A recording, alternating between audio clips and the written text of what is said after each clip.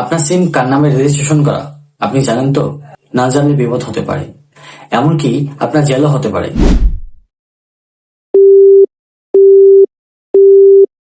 তোর সিম খালিবদ্ধ। কার নামে রেজিস্ট্রেশন করার জানতে হইব। দোকানদার আমার কাছে না আর কেউ কাছে? তো চিন্তা নেই, আপনি মাত্র 30 সেকেন্ডে জেনে নিতে পারবেন আপনার সিম কার নামে রেজিস্ট্রেশন করা আছে।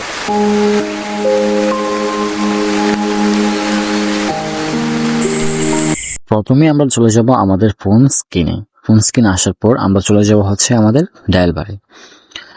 ডায়াল বারে যাওয়ার পর আমরা এখান থেকে হচ্ছে ডায়াল করব *16001# লিখে ডায়াল করব। ডায়াল করার পর একটু লোডিং নেবে। লোডিং নেওয়ার পর এরকম একটা ইন্টারফেস শো করবে।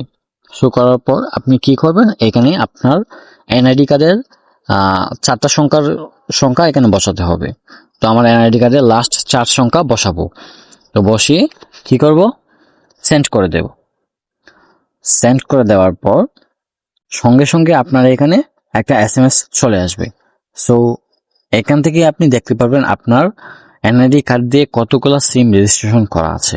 হ্যাঁ, তো নিজের নিরাপত্তার জন্য আজই চেক করুন আপনার সিম কার নামে রেজিস্ট্রেশন করা। সচেতন হন আর নিরাপদ থাকুন। আজকের জন্য এটুকুই, দেখা হচ্ছে পরবর্তী ভিডিওতে।